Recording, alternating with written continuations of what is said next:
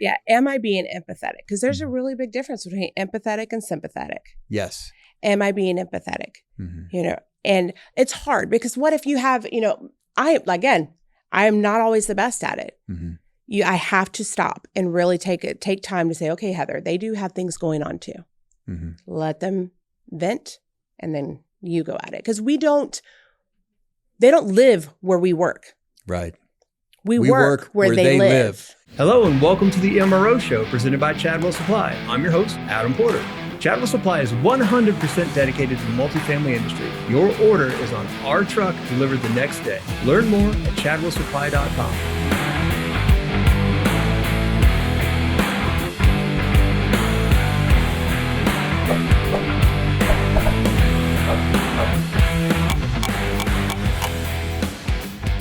Training is always a hot topic in multifamily, but how much is enough and what skills are more important than others?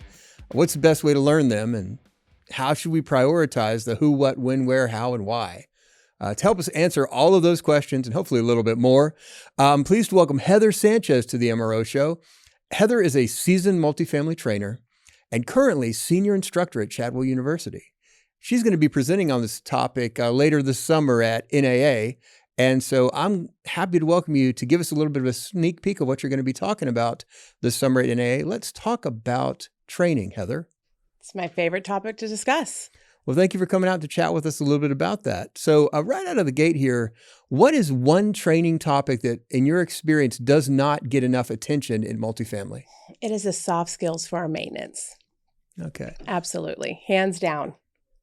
So well, I guess what I hear you saying is that you hear people talk about training on HVAC, training on plumbing, appliances, electrical, all those pools, that kind of thing. People aren't being really trained on EQ, are they? No, absolutely not.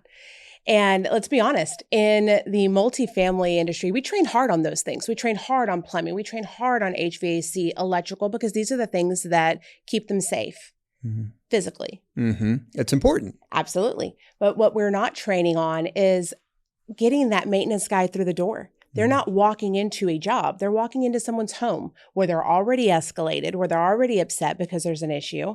And you're inside of their home.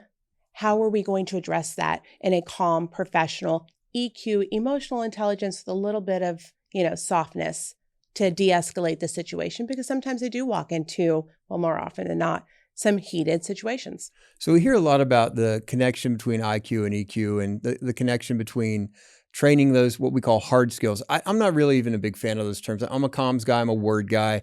We have to call stuff something. Yes. So we delineate between hard and soft skills. But from your experience, in your opinion, Heather, what does EQ mean to you?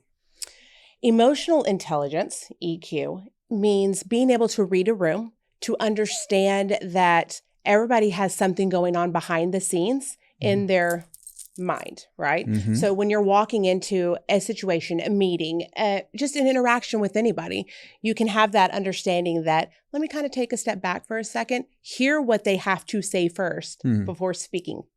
Hear what they have to say first, take a second to think about it. That reminds me, so one of my favorite little idioms about communication is the number one mistake people make in communication is assuming that it has in fact taken place. So when I'm out there trying to communicate or trying to understand someone else, what is something I can do to be better understood and to better understand others? That is huge for me. Knowing how somebody needs to receive the information. Because normally we're all running around, hey, do this, do that, do this. Okay, well, maybe they're not a lister. You just gave them a list when they're not going to comprehend it. And mostly it's, I'm speaking Greek and you're speaking Russian and we're just not communicating, but most times we're saying the same thing. How does that happen? So you need to deliver information the way that person needs to perceive it, to hear it, so they understand it. Because you're not the one who needs to understand it. You already know. You already know what's happening. Yes. You need to deliver that information the way they need to hear it. I am a very emotional person. So on Monday, don't come at me with, oh, so the numbers for the weekend, I already didn't hear anything you just said. Yeah, you're checked out. I'm done. So if you come at me like, hey, what did you do this weekend? Wonderful. This is what I did. By the way, the numbers were, and I'm already engaged. I'm already listening and I'm already ready to hear you. Mm-hmm. And even if you are sometimes, you talked about list people. I tend to be a list people. I'm the type of guy that will write something down on a list I've already done just so I can check it off. Oh, absolutely. So I like lists, but there is a point in any list that I'm hearing, I feel overwhelmed. If there's too many things on there, I'm already starting to think about how I can get the first couple things on the list done. Maybe I didn't quite hear number 3. And by number 4, I'm starting to feel suffocated. Yes, absolutely. Totally understand that. So my thing is I always mirror and validate. Mirror and validate. Absolutely. So what I heard you say was A, B, C. And absolutely, those do need to get done right now. What is priority? That's a great question. So let me ask you this. If I come to you and let's say you're the property manager and I'm the maintenance supervisor and my guys have a complaint. They have some concerns. They've expressed their concerns to me, however it is they did that. And now I have to come to you and I give you some ideas and I express my concerns, their concerns, and you hear me and you understand, but you are not in a position to do anything about that right now. How do you have that conversation, Heather? So again, I will mirror and validate you. So what I hear you saying is these several maintenance guys are having this issue. That is absolutely not okay. I understand where they're at. I understand and I hear you. Right at this very moment, I don't have the bandwidth to address the situation. Can we schedule some time? Because this is very important to me and I know it's very important to them. So I do want to hear them and make sure that they're respected and all of this is heard. So can we schedule a time with what works best, maybe on Tuesday at 3:00, anytime between 3 and 5? That sounds great. I'll clear my schedule and make sure it happens. Because then I place the onus back on you. I give you, because now you're in control. You feel in control. You weren't in control before because I have all these problems. So I don't like to use the word problems. I like to use the word challenges. Challenges, yeah. That's words. Words mean something. Yes. I do believe words mean something, so they have all these challenges. I want to come to you with a solution. So we're going to come to solutions together. Please make sure that they're ready with some solutions between 3 and 5 on Tuesday afternoon, if that works best. So there's a couple things there I want to walk back through in case folks didn't quite notice it that you did. First of all, you engaged with eye contact. You showed empathy by paying actual attention. You're not looking at your phone. You're not distracted. You're not waiting for them to be done talking. You gave good eye contact, good focus, and good attention. Something else you did is you invited them in to be part of the solution. Instead of that, 90% of what we take in is body language. And if I come to you with a problem and you're immediately closed off, that's rough on me because now I feel like, oh no, they're not really listening or I'm about to be told no. And we all love to be told no, don't we, Heather? Oh, it's my favorite word. Yeah, it's just not something we want to hear. So you listened, you made eye contact, then you invited me to be part of the solution, and then you gave some parameters. I know as a technician out there, we're used to fixing things. We're used to solving challenges or problems, making broke things better. We have parameters. We like making mechanical things be more efficient. So there's a limit to that, but there's also some parameters. Like, this is how you fix this particular thing. I like having the comfort of that because I know I can make a difference. When you give me a parameter of say, all right, so next Tuesday, 3 to 5, we're going to sit down and hammer out a solution together. I love that because now I have, this is not going to be something that keeps getting the can kicked further down the road. Absolutely. So what is something, if you have somebody who's coming to you and they say, Heather, I'm trying to teach my maintenance team how to do what you just did, how to make somebody feel important, how to invite them in to be part of the solution. What's one good tip they can take away that they can start doing today to help their maintenance guys get better with these, quote, soft skills? Absolutely. It is, if you take anything away from today, it is mirror and validate. Mirror and validate. You don't have to offer any additional information other than, so what I hear you saying is, and just repeat what you heard them say. And then after this, that'll either make them say, yeah, that's exactly what I said, or they'll say, I didn't say that at all. Right. And they'll repeat themselves again. And you will do that again until you get to a language, into a part where you both understand. And then you validate them. I understand that is a challenge for you right now. Let's address it together. Does, whatever that looks like. Is that putting in a work ticket together? I can help you do that so that we make sure that the words that you're wanting to convey come across to our maintenance staff. Mm-hmm. Or whatever that looks like for them. Put the ball back in their court. Mm-hmm. Give it back to them so they feel empowered. They feel like they're being heard, they're valued, and they're respected. Once you do that, you have a friend or a resident for life. And that's what we're trying to do. We are trying, people make up their minds, residents make up their minds within the first 60 days to 60 days to decide if they're going to renew or not. Mm-hmm. Yes, fixing the issue, fixes the physical problem. Mm-hmm. But you're not fixing the relationship. You're not fixing the relationship. Learning how to handle relationships, take the ownership, be accountable, and have those skills makes an impact. And that's where we're at. It's not the intent, it's the impact. And that ties back to fair housing. That ties back to everything we do. At Chadwell Supply, that's what we do. We train maintenance. Mm-hmm. We train maintenance. We just don't want them to be like technically savvy. Mm-hmm. We want them to understand that they are also being entrusted.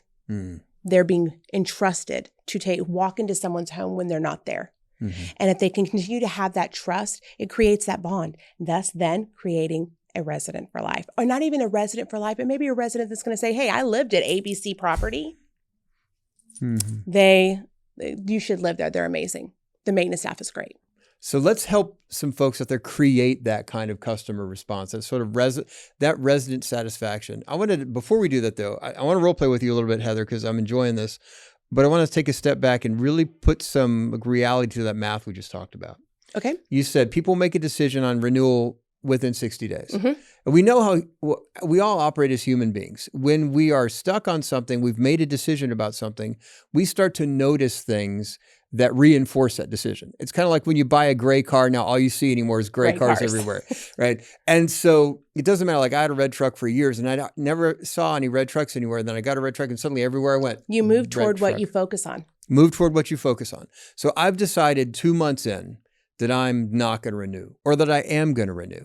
Now I have 10 months to reinforce that decision I've already made. So it may not even be a negative interaction, just a not positive interaction. Now that's going in my bank of, see, there's another reason why X, Y, Z. Or maybe I'd had a positive interaction and then I see somebody else and they smile and they say, good morning. That's another reason why I'm going to stick around. This community is great. They care about me. So let's shift gears and talk about some practical applications. Let me set the scene here. Okay, so I'm a resident. I'm not happy. You're the maintenance technician. You just came into my home.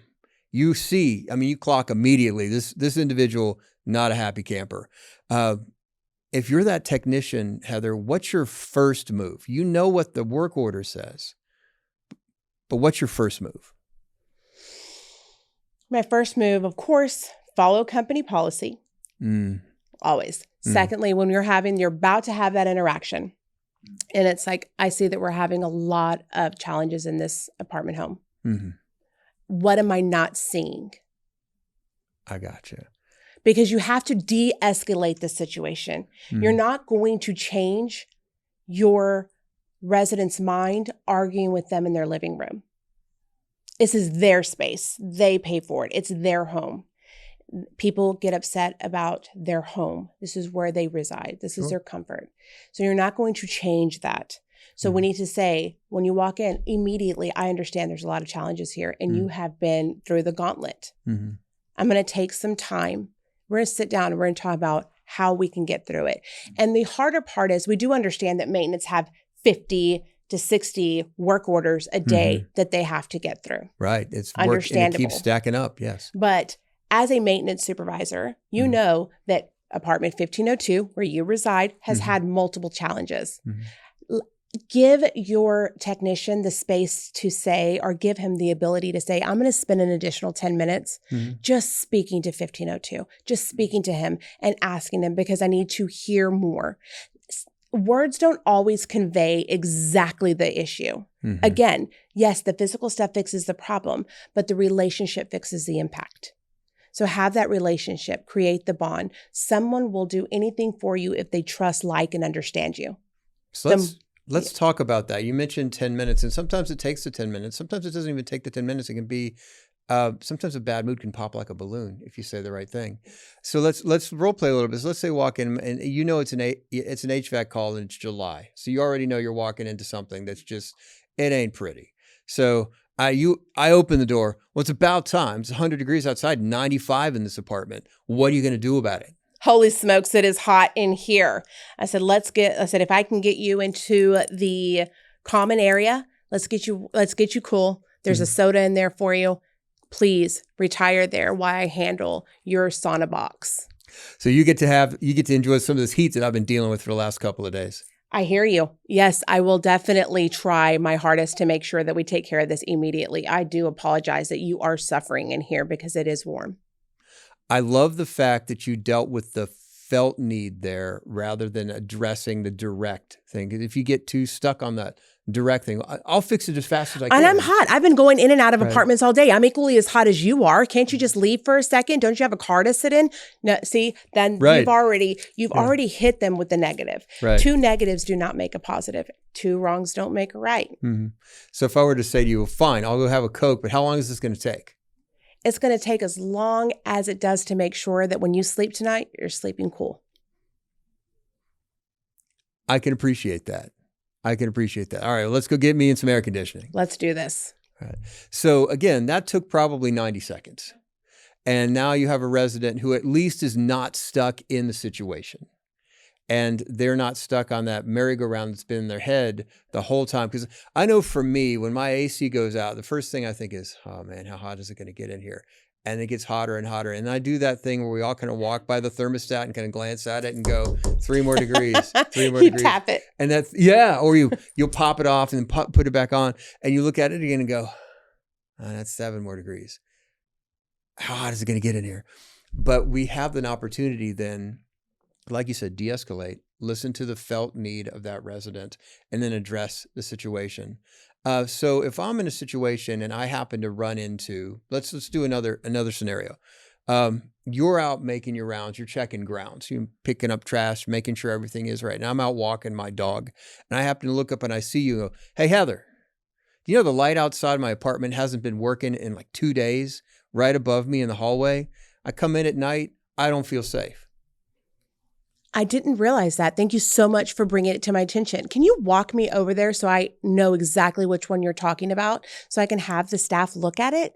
So this way we make sure that you feel safe. As of course, we can't ensure your safety, but I do want to make you feel like you have visibility. Please show me which one it is so that we can make sure we take care of that today. It sure would be easier to be able to put my key in the lock if I could see. Absolutely. Get in the door quicker, safer, and home. Yep. And so we did there, you remained professional and courteous while I was still being hostile. I didn't even act like I heard what you said the first time. Still a little bit on the complaining tip, because I know sometimes for me, and maybe for you too, Heather, if I'm feeling upset about something, I don't always want to let go of that. No.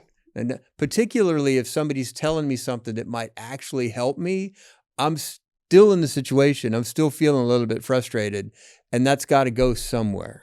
So how do we help folks who are stuck, and even if you're offering them a resolution, they just don't feel like they're hearing you or they're really listening? Heather, how do you approach that? So let's get down to the nitty-gritty of this. People love a good pit dive. That's right. That's what I call it. Okay. And bonding over pit diving is a fact, a science. You know, if you find one person that has the most tiniest complaint, you two people can sit and talk about that tiny complaint for hours, right? Unpack that baby, check its DNA, everything. Get right down to the nitty-gritty. Get down to it. Yeah. So that creates the bond. You have that bond. Y'all both dislike this one thing, and that creates it. Okay, great. But also giving them that space to vent it out. Allow them to just verbally vent it the whole entire time. Listen, mirror, oh my gosh, that's terrible. I hear you. I cannot believe it's been that long. Wow. It's never been addressed. And just listen to them. The more they feel valued and heard, the more it starts to come. It's not an easy thing to do. I have not always been the best at it. Sure. It is exactly what you and I are doing now, creating the scenario, walking through it, and making sure that we learn it. Because starting any sentence off, whether it's an escalated situation, a normal situation, off with the negative, I'm already. Anybody turns off. They'll, and it's a physical shutdown. Let's stop there for a second. I want to reiterate what you just said, because that's a using the right side of the hammer simple thing. Mm-hmm. Okay. We all know when we're first getting started in carpentry, we know which side of the hammer to swing, right? If we do it wrong, we miss, whatever.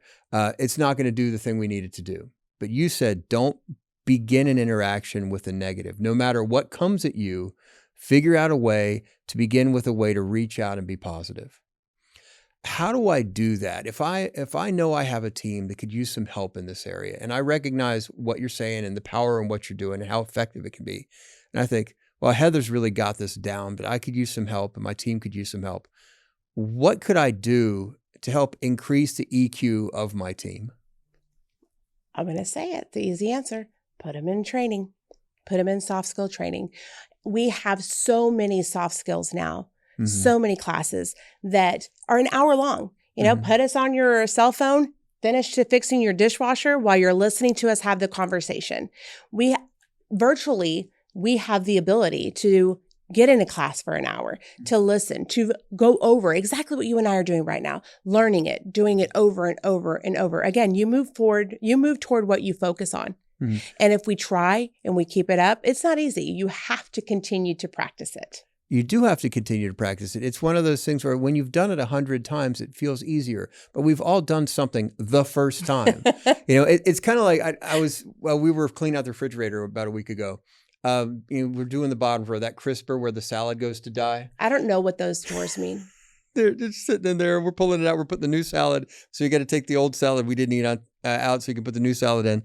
And I said, man, this drawer's kind of funky. I'm going to pull it out. And I did the thing that we've all done with refrigerators where you pull it out, clean it out, and you go to put it back in, and it doesn't line up properly the first time. And you bang against something and you think, okay, I've done this how many hundreds of times? Why isn't this going in this way? And there's some sort of resistance, or it slips out at the last second, or whatever reason. Now your salad's on the floor. You're frustrated. You're angry because you're not going to eat the salad anyway. You're just putting it in there to trick yourself into thinking you're going to eat it later when there's Girl Scout cookies on the top of the fridge, right? And it doesn't fit. And I think conversations can feel a lot like that sometimes, Heather, where I've been in this situation before, but now I feel kind of stuck. I'm trying some things, but I'm banging up against some resistance. It's just not working.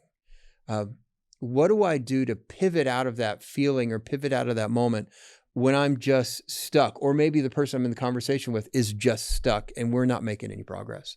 Okay. So I always like to bring in a third party. Always. At that time where your resident, let's say, is just coming at you. It's like, okay, I definitely hear what you're saying. We've had this conversation, and it seems like I am not giving you the answers that you're seeking. Do you mind if we go and speak to such and such and so in the office, and we really sit down? Because I think somebody else can really shed a light on what you're saying and how I'm saying it. So maybe they can be our interpreter, and we can really get down to the bottom of this and fix whatever it is we're trying to resolve. That works a whole lot better than, say, for example, why aren't you listening to me? Why don't you get this? Or, listen, I can't help you. I don't know why you just complain to somebody else. I really want to help you. I really want to solve this. I really do think that pulling in Sally in the office to kind of diffuse what we have going on and be the interpreter will really help us. We're going to get down to this. We're going to fix it. And we're going to make it right. There's a couple of things you did there. First of all, the gracious restating of the issue. And also, you didn't make the disconnect their fault. You said, like, you still held on to the responsibility for it. It's like, I'm going to help us find a resolution. We are going to go talk to someone else who can bring it in. You didn't make the disconnect their fault. And that's something that when people get frustrated, they don't want to be told they're the cause of the frustration. They just want to have it fixed. They just want to be heard. They just want to be heard. and have somebody understand. And, we live in a world where everything is so quick, and not getting those quick answers or those immediate results sends all of us now into a tailspin. And you don't have to reinvent a wheel here. And the best part of this mirror and validate situation, you're not even saying anything that you don't have to say anything. Just repeat to them what you heard. Right. Absolutely. I hear what you're saying. I heard you say this. Blah, blah, blah. Say it again. Repeat it. And they're like, yes, that's what I said. Wonderful. Let's fix it. You didn't have to do anything. It's not there's no words that you had to decide. It was already there for you. But they feel heard. Yep. And they feel validated. Yes, sir. So mirror and validate, listen with intent. Give grace. Give grace. And then one of the things you said at the top of the conversation I want to get back to, take a second and think before you answer. Because in an escalated situation, the next thing that comes out of our mouth is going to help or it's going to hinder.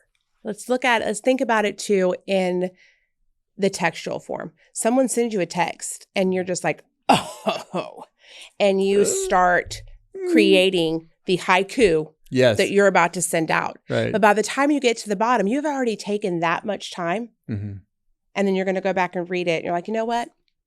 No. Never mind. Right. Give yourself the textual time verbally to say it in your head before it comes out of your mouth. Test it. Is this empathetic? Yes. Am I mirroring? Am I validating? Yeah. Am I being empathetic? Because there's a really big difference between empathetic and sympathetic. Yes. Am I being empathetic? And it's hard because what if you have, I am not always the best at it. I have to stop and really take time to say, okay, Heather, they do have things going on too. Let them vent and then you go at it. Because they don't live where we work. Right.